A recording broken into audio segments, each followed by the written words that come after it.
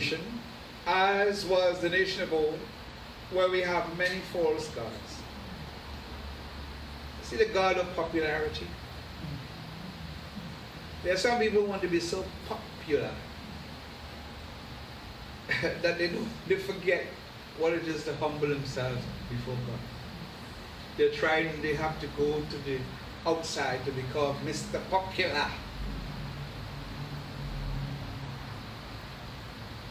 Don't treat God as though He's for certain times and not for other times. The God you serve, you and I serve, is for all times. Good or bad. Because He's with us. He don't ever leave us. We are the ones who always want to stray from Him. He had to keep us. And there are many false gods going against out there.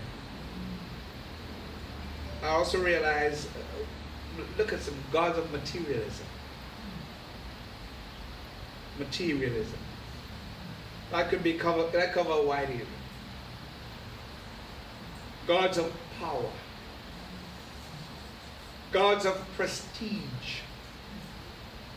Gods of money. Gods of political clout. You know, sometimes these politicians will invite you to come to their meetings. And of course, you will be a preacher in the area.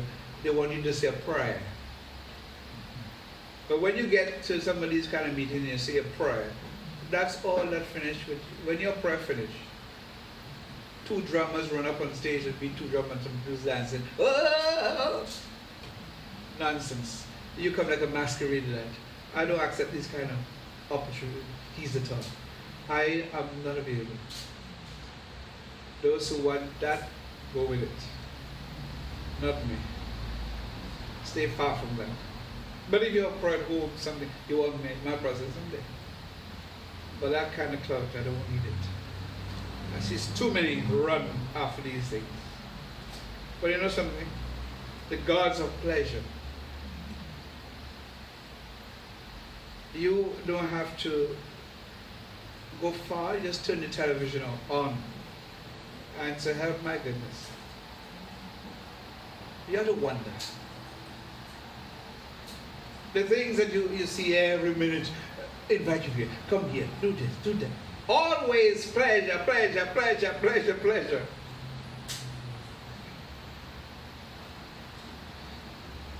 And then the god of sex. So we are surrounded by a pantheon of gods, many gods, and all of them false gods. We have to constantly decide who we will serve. In the ancient time, known as this text as we look at it,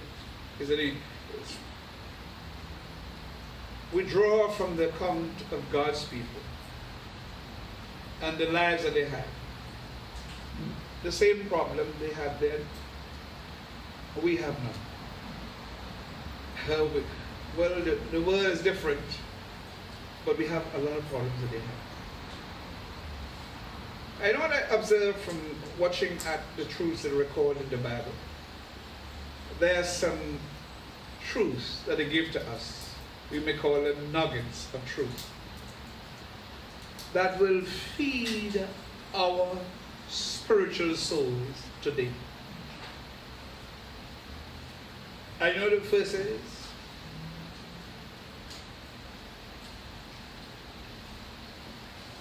is that each of us must evaluate and renew our relationship with God. Where do we stand with God? Things that you and I have to do. Evaluate all the time. Joshua reminded Israel, or the Israelites, as we read the history. And not only reminded them that they must think that way, but he also rehearsed them on that road. And you know what happened? For all who started out, you know that many died, and from those who, as they died, then the next group came up, whom the Lord allowed to really inherit the land, because some came from Egypt in some ways, and the Lord had to let the time run out, and they died. He saw Moses, that great man of God, man of stature. And before the people, the Bible said he was denied an opportunity to enter the promised land. So Moses did not enter the promised land. He saw the promised leaders, of course. He knew. You know, you see it by faith, but you ain't enter. That was for Moses. And then others who rebelled against God. And they found themselves destroyed, rebelling against God. He saw, that is Joshua from his experience, an entire generation of people leave Egypt, only to die in the wilderness. Because they did not trust in God. So they left Egypt, yes, but that land where the Lord was leading them, they were not inherited.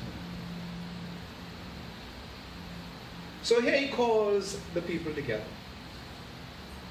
to evaluate their trust, and not only that, to renew their relationship with God, with the God of heaven.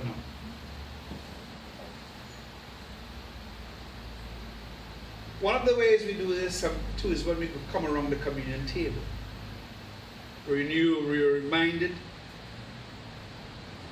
of ourselves, we let every man examine himself, so self-examination. We are reminded of the need for this in God's word.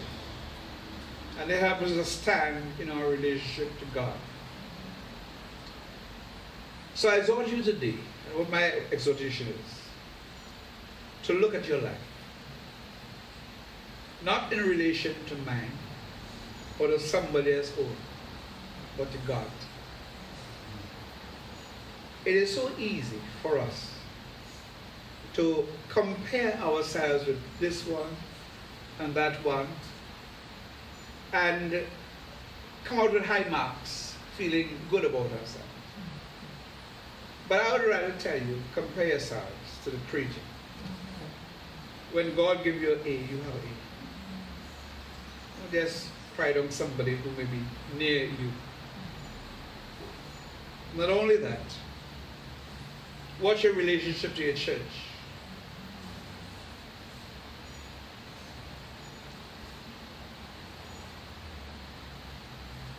I've been around church for quite a while. And God arranged that. You know why? I was a Catholic. And I went to the Catholic church.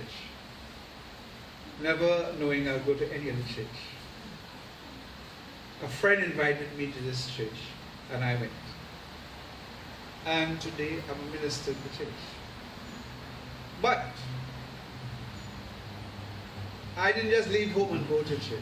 He invited me, and I decided, well, yes, I'll go with him. What about if he did not invite me? I don't know. But God used him to invite me. And I'm still in church. I'm not only just sitting in the congregation, but leading in the church. God's blessings. Now, being from this position, I've seen a lot of things. I've seen hatred. I've seen love.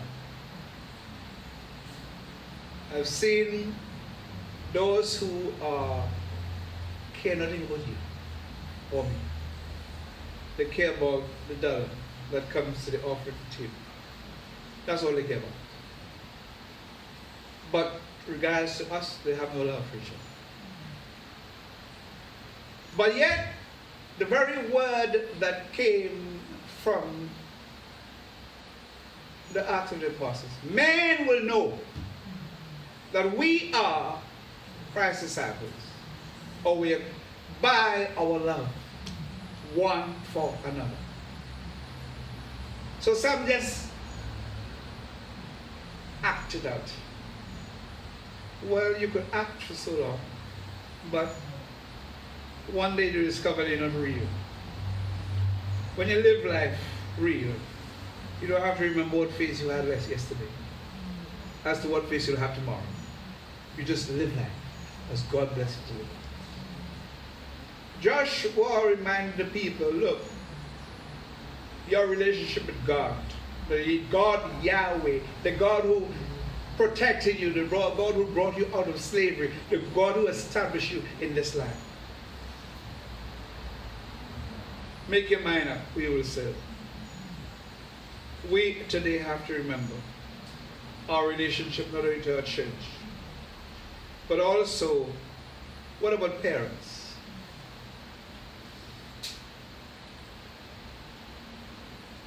We live in an age in which a lot of people don't put value to their parents. Now, I can't put too much value. Again, my parents both died. But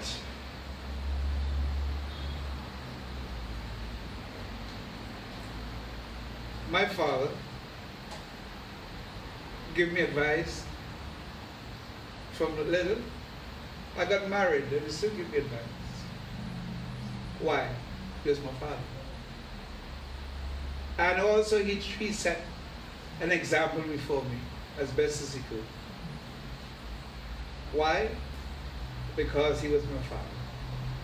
And the day he told me, he said, look, Everest, I did not have the opportunity to go to school and learn because of things in his family. He says, I want you to go to school and learn. So, let's playing, we were just chatting about other things, and the talk switched to other things. So every day I stepped out in the house, I remember the words of my father. You go to school and learn.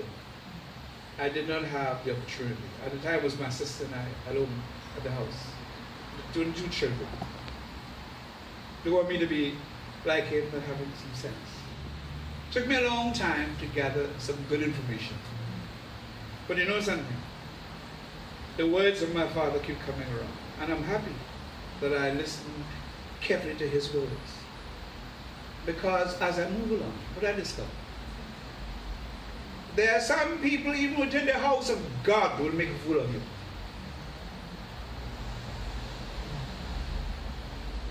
Because they look at you like you know nothing. You are ignorant. Simply because some people like to show, some people like to puff themselves. I'm a cool person that will come in unassuming. And I got a lot of these kind of attitudes. I've been around to a lot of churches. And I see it. But brother, what I learned, there's a place of honor for your parents.